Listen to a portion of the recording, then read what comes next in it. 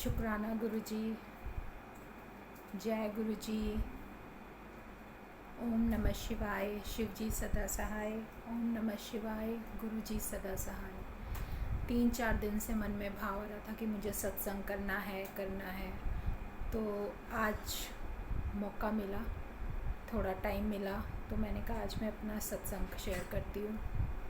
मैं बहुत दिनों से ये बताना चाह रही थी कि जो हमारे गुरुजी हैं वो सिमरन भी किस तरीके से कराते हैं।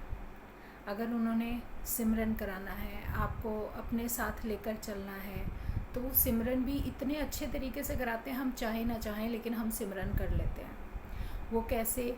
जैसे अर्ली मॉर्निंग, मैं आपको अपना एक्सपीरियंस बता रही हूँ कि अर्ली मॉर्निंग ड्रीम आ रहा है या नहीं आ रहा, उससे कोई मतलब नहीं है। हम जैसे सो रहे हैं, नहीं सो रहे, कई बार आँख भी खुल जाती है, नहीं भी खुलती, तो जब ओपन होती है आईज तो हमारे पीछे जैसे कोई टेप रिकॉर्डर चलता रहता है ना, ऐसे ट्रैक पे भजन चल रहे होते हैं, मतलब जैसे शब्द हो गए, वो चल रहे हैं। हम नहीं जानते, ना मैंने वो लैंग्वेज सुनी है, ना मैंने पंजाबी इतनी सीखी है, ना बोली है, लेकिन वो चल रही है और वो मैं बोल रही हूँ, मैं गा रही हूँ उन लाइनों को। और जब उठ जाती हूँ तो उसके बाद भी वो ब्रेन में ऐसे चलते रहते हैं जैसे पीछे से रिकॉर्ड चल रहा हो, मतलब सारे शब्दों की समझ आती है। लेकिन कुछ दिन पहले, 3-4 महीने पहले की बात है, एक भजन है गुरुजी का, जहाँ तुम ले चलोगे वहीं मैं चलूँगा। मैंने ये भजन पहले कभी नहीं सुना था और ना ही कभी मन था कि मैं ऐसे कोई भजन सुनूं। तो ये वर्डिंग्स दिमाग में चल रही थी, मैंने नहीं सुना। जब वर्डिंग्स चलती रही, मैं कहा ये है कौन सा, ज़रूर कोई सॉन्ग होगा गुरुजी का। मैंने यूट्यूब पे बोला और वो आ गया। फिर मैंने वो भजन सुना, बहुत अच्छा भजन है। जहाँ तुम ले चलोगे वहीं मैं चलूँगा, जहाँ नाथ रख लोगे वहीं मैं रहूँगा। मतलब इसका मीनिंग इतना प्यारा है ना, कि वो कुछ समझाने के मकसद से था कि गुरुजी ने मुझे अपने साथ ले लिया और जहाँ वो लेके जाएंगे मैं वहीं जाऊँगी। तो वो एक रास्ता, एक ट्रैक मिल गया है। उसके बाद कुछ दिन बाद पूरा दिन काम करके जैसे थक जाते हैं, तो किचन से काम करके मैं अंदर गई। मैंने कहा रात को ये होंगे 8:30 पौने 9 बजे के आसपास। मैं कहा थोड़ी देर रेस्ट कर लेती हूँ, काफ़ी थक गई थी। सर रख के ऐसे आँख ही बंद की थी, तभी एकदम से मुझे गुरुजी के दर्शन हुए। 2 सेकंड के अंदर इतने सुंदर, इतना फेस शाइन कर रहा था, इतना ग्लो कर रहा था, जैसे सोने की तरह चमक रहा हो। इतना गोल्डन कलर की ड्रेस और सिंहासन पे अपने बैठे हैं, दोनों तरफ शेर हैं। आंख बंद करते इतना प्यारा रूप दिखा कि मैं उसको एक्सप्लेन भी नहीं कर सकती। कितने सुंदर दर्शन, 2 सेकंड के अंदर एकदम से आँख खोली। मैं कहा ये क्या था, गुरुजी तो एकदम से आ गए सामने और इतने सुंदर, बस नहीं बता सकती। तो उसको एक्सप्लेन करना बहुत मुश्किल है कि पता नहीं ये दर्शन क्यों दिए। उस दिन रात को दिए, 3-4 महीने पहले की बात है, रात को दर्शन दिए। और फिर उसका कोई मकसद था कि उन्होंने मेरा ज़रूर कोई, मतलब ऐसा ट्रैक, ऐसा कोई रास्ता खोला है जो मैं नहीं जानती। उसके बाद उसी दिन सुबह मॉर्निंग में, अर्ली मॉर्निंग होगा कोई 4-4:30 बजे के आसपास, मुझे उन्होंने वैष्णो देवी की सैर कराई। इतने अच्छे दर्शन कि आप यकीन नहीं मानोगे कि एक ट्रैक दिख रहा है, मैं जा रही हूँ और मुझे रास्ता नहीं मिल रहा, और मैं बार बार बोल रही हूँ कि मुझे माता के मंदिर जाना है, मुझे माता के मंदिर जाना है। एक्चुअली ये सब मुझे बहुत टाइम से ड्रीम आते थे कि मुझे माता के मंदिर जाना है, पर मैं कभी जा नहीं पाती थी, और कौन सी माता के जाना है मुझे खुद नहीं पता। ये सब गुरुजी ने बताया कि कौन सी माता के मंदिर तुझे लेके जाना है। कब से आ रहा था, कम से कम 2-3 साल से ये ड्रीम आते थे कि मैं कहीं जा रही हूँ, रास्ते में कहीं कोई बस है, कोई ट्रैक है, मुझे कुछ नहीं पता। अब की बार भी ऐसे ही सफ़र कराया उन्होंने शुरू, और मैं कह रही मुझे माता के मंदिर जाना है, पर मेरे पास पैसे भी नहीं है और ना मेरे पास कोई रास्ता पता है, ना कुछ मालूम है।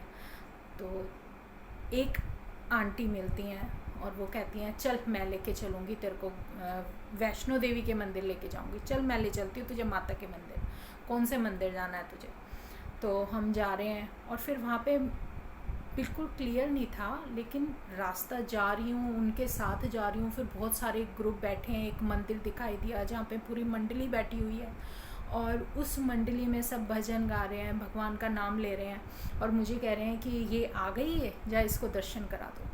तो मैं गई और फिर वहाँ पे इतना सुंदर देवी बैठी हुई हैं, वो 3 का जो रूप है, और सिर्फ एक नारा लग रहा है वहाँ पे, एक जयकारा घोष हो रहा है, जय माँ चिंतपूर्णी, चिंतपूर्णी की जय, चिंतपूर्णी की जय।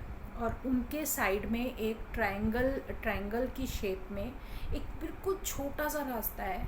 और मैं कह रही हूँ मुझे तो अब घर भी जाना है, मैं लेट हो जाऊँगी, मुझे घर भी जाना है, मैं कैसे जाऊँ? तो कह रही इस रास्ते से निकल जाऊँ। मैं कहा तो बहुत छोटा रास्ता है। तो लेडीज़ कहने लगी हाँ यहाँ से आप तुम नहीं निकल पाओगे। मैं कहा नहीं, मैं हिम्मत करती हूँ, माँ का नाम लेती हूँ, सब निकल जाऊँगी।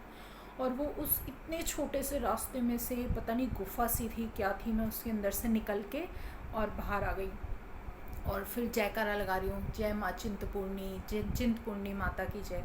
मैं कहा अब ये मैंने वैष्णो देवी का ना ये नाम नहीं सुना था कि उन्हें चिंतपूर्णी माता भी कहते हैं। तो मैंने कहा ये चिंतपूर्णी माता क्या है? सुबह उठी तो वही दर्शन, माता के पूरी पिक्चर्स मेरी आंखों के सामने, और मैं खुश। मैंने कहा आज तो मैंने माता के बड़े अच्छे दर्शन किए हैं। ये चिंतपूर्णी माता क्या है? तो मैंने ओपन करके देखा, ये तो वैष्णो देवी ही है। मैं कहा लो आज मैं वैष्णो देवी की सैर करके आ गई। तो मतलब इतने अच्छे से दर्शन कराए वैष्णो माता के। और बहुत दिनों से मेरे दिमाग में यही घूम रहा था कि मैं सबको ये बताऊं कि मेरे को गुरुजी वैष्णो देवी की भी सैर करा के आ गए और इतने सुंदर दर्शन करा के आए। फिर अभी कुछ दिन पहले की बात है, जैसे होता है ना हम पूजा करते हैं लेकिन मन नहीं लगता, कई बार मन बेचैन सा, पूजा कर रहे हैं लेकिन ज़बरदस्ती कोशिश कर रहे हैं बोलने की, दिमाग में कुछ ना कुछ चलता रहता है, टाइम ऐसा चल रहा है। तो ये तो जस्ट 5-6 दिन पहले की बात है, 1 हफ्ता ही हुआ होगा मुश्किल से इस बात को, जो मेरे साथ पूजा के टाइम हुआ। मैं पूजा कर रही थी, किसी तरीके से मन लगा के नाम लिया, जो भी मैं गणपति, माँ लक्ष्मी या गुरुजी को या विष्णु भगवान को, जो भी मैं मतलब करती हूँ मैंने किया। और उसके बाद मैं सूर्य देव का कलश लेके, जल देना होता है जो कि मैं देती हूँ उनको तुलसी माता के गमले में, तो वहाँ देने के लिए गई। ध्यान भंग हो रहा है, मेरे को नहीं पता कि मैं पूजा के, हाँ जैसे जा रही हूँ रेगुलर जो हमारी हैबिट है हम जा रहे हैं, और जैसे मैं जल दे रही हूँ तो मेरा ध्यान नहीं है। तो आप यकीन मानोगे, एक इतनी बड़ी बटरफ्लाई, गोल बटरफ्लाई, वो भी हीरे की तरह चमकती हुई गोल, एकदम से ऐसे आई मेरे ऊपर। मैं कहा ये क्या है हीरा सा? मैं देखा शायद यहाँ कुछ बैठा है, देखा तो कुछ भी नहीं था। और फिर वो ऐसे करके झुक करके निकल गया, मतलब ऐसे आके, और जैसे कोई तुम्हारी तरफ बैठता है और बिल्कुल हीरे की तरह चमकता हुआ, इतना सुंदर, और वो ऐसे झुक करके निकल गया। एकदम से मैं हो गई। मैं कहा देखा, मैं सूर्य देव की जल भी दे रही हूँ और मेरा ध्यान कहीं और है। गुरुजी कह रहे होंगे तू ध्यान दे दे, तू सिमरन पे ध्यान दे, सिमरन जितना तुम अच्छा सिमरन करोगे उतना अच्छा तुम्हें इस टाइम से निकलने में मदद मिलेगी। तो वो आई और निकल गई। हे भगवान, मेरी तो आंखें खुली हुई भी मुझे ऐसा कुछ दिखा दिया कि मैं बता नहीं सकती कि वो कितना अजीब सा एक्सपीरियंस था कि एक ऐसा गोला आता है, चमक रहा है बिल्कुल शाइन, और आंखें भी ऐसे धुंधला गई और वो ऐसे करके निकल गया। तो मैंने कहा भाई ये तो कुछ अजीब सा ही था। मैं कहा गुरुजी माफ़ कर देना, शुक्राना गुरुजी। और फिर मैंने सूर्य देव का जो भी गुरुजी ने मुझे शिक्षा दी है या जो समझाया है कि सूर्य देव की पूजा कैसे करते हैं और क्या बोलते हैं, फिर वो किया और फिर जल दे के अंदर आ गई। मैंने कहा कमाल है गुरुजी, मेरा साथ देने के लिए बहुत बहुत आपका शुक्राना, मेरा इतना साथ दे रहे हो। और फिर एक और नया एक आपको बताती हूँ, एक और सत्संग है कि कुछ दिन पहले, 4-5 दिन ही हुए हैं, तो मैं बैठी हुई, रात को काम वाम करके जैसे सो जाते हैं, सो गई, चलो कोई नहीं, वही मंत्र जाप करती रहती हूँ, जब मेरा मन करता है तभी मंत्र जाप करती हूँ। तो मंत्र जाप करते करते सो गई, आँख लग गई। फिर सुबह जैसे अर्ली मॉर्निंग उठी तो मेरे को येलो कलर का एक चोला दिखाई दिया गुरुजी का, और लेकिन कुछ बना हुआ नहीं था, वो प्लेन कपड़े का जैसे होता है ना, पूरा येलो कलर का ऐसे लहरा रहा है, इस तरीके से बिल्कुल पीले रंग का ऐसे करके लहरा रहा है। तो वो लहरा रहा है और एक आवाज़ सुनाई दी कि मुझे पीले रंग का चोला चाहिए, मुझे पीले रंग का चोला चाहिए।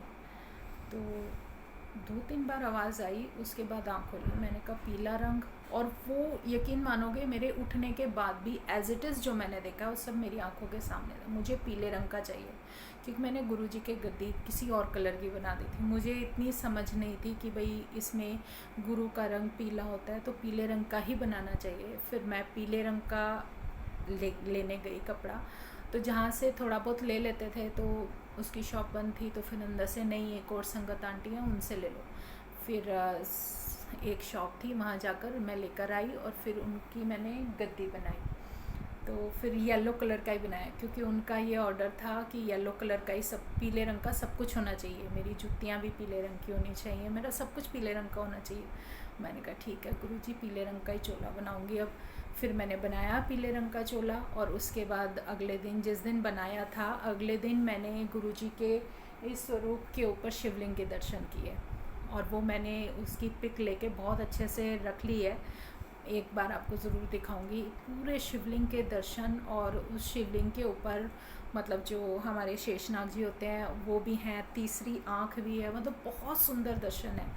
वो मैं आपको ज़रूर शेयर करूँगी, ज़रूर बताऊँगी कि मतलब वो अपनी ब्लेसिंग्स देते रहते हैं, वो ये बताते रहते हैं।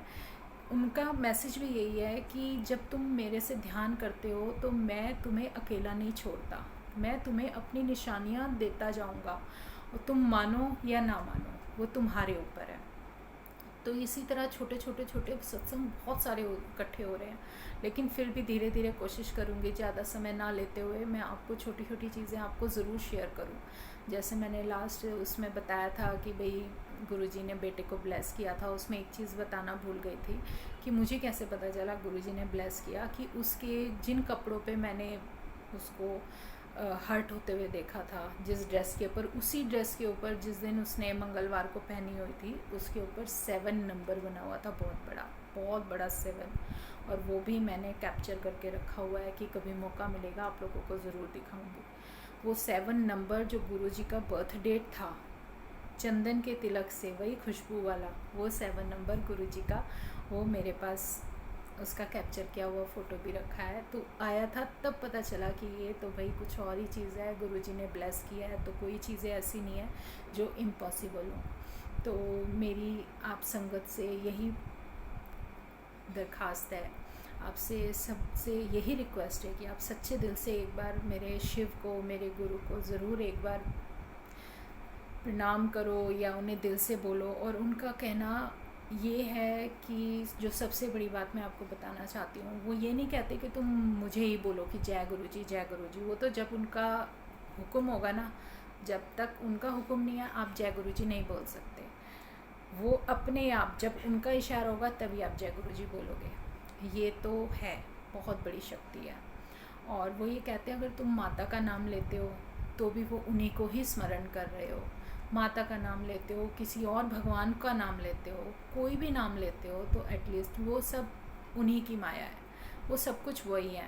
तो बस हाथ जोड़ के मेरी आपसे यही अरदास है, गुरुजी सबका भला करना, सबका भला करना, सरबत का भला करना, कोई भूल चूक हो तो माफ़ करना। पर कोशिश करूँगी कि मैं कम से कम समय लेते हुए जो जो एक्सपीरियंस मेरे को आप दे रहे हो वो मैं सब लोगों को बताती रहूँ। शुक्राना गुरुजी, जय गुरुजी, शुक्राना गुरुजी।